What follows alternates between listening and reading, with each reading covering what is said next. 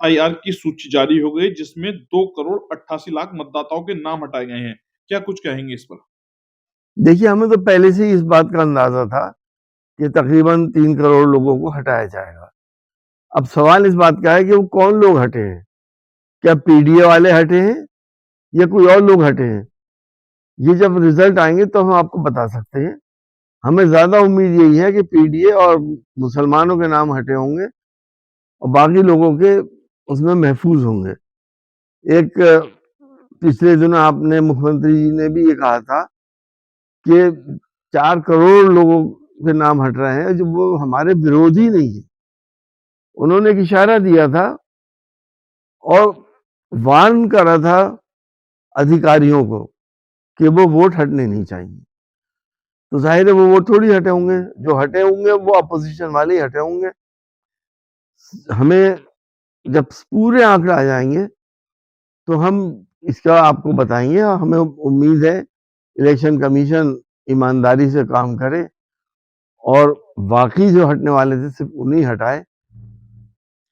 UP के संभल में मुस्लिम बस्ती पे बुलडोजर एक्शन हुआ है, इस पर क्या कुछ कहेंगे आप?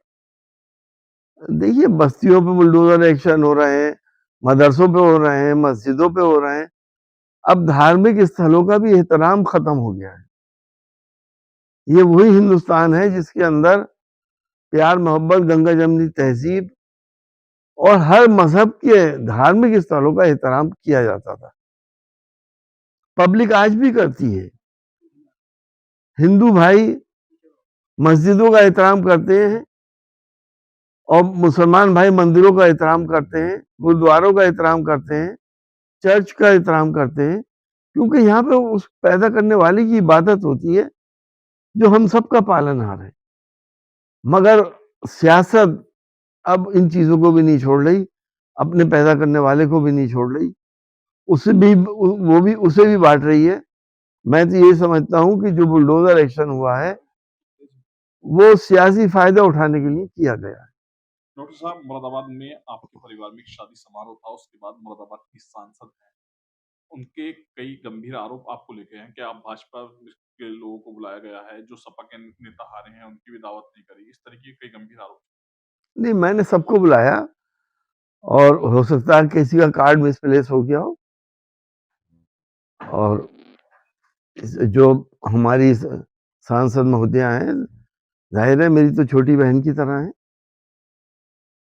मेरा घर तो सबके लिए खुला हुआ है। मैं नहीं समझता उन्हें क्यों शिकायत हुई। हो सकता है मिसप्लेस हो गया कार्ड। मेरी उनसे टेलीफोन पे बातचीत नहीं होती है, आज तक हुई भी नहीं है, ना उन्होंने कभी कोशिश करी। तो मैं इल्जाम तो नहीं, लेकिन गलतफहमी कह रहा हूँ, उनको कुछ गलतफहमी नहीं होनी चाहिए। नहीं, आपके ऊपर ये भी आरोप लगा रहे हैं कि आपने जो है भाजपा के लोगों को अपने यहाँ बुलाया है और तमाम लोग ऐसे आए हैं जिन्होंने को जो उनसे दूरी है उन लोगों का आपके कार्यक्रम में। देखिए, शादी ब्याह में और बेटी की शादी में सबको बुलाया जाता है। भाजपा वालों को भी, कांग्रेस वालों को भी, बीजेपी वालों को भी, एमआईएम वालों को भी, सबको बुलाया था मैंने। इसमें शादी में सियासत थोड़ी की जाती है। हमारे आपसी मतभेद हो सकते हैं, लेकिन हमारे मनभेद थोड़ी हैं। बीजेपी वालों से भी, एमआईएम वालों से भी, कांग्रेस वालों से भी।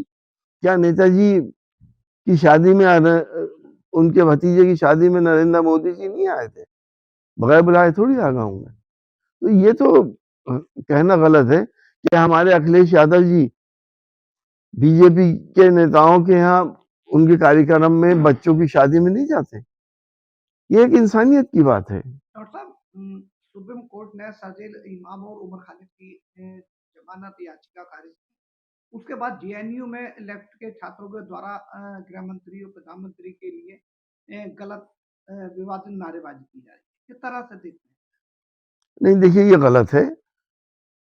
वो देश के प्रधानमंत्री और गृह मंत्री, भले से हमारे उनके मतभेद हों, लेकिन वो देश के उस जगह पर बैठे हैं और वो सिंबॉलिक है हिंदुस्तान के।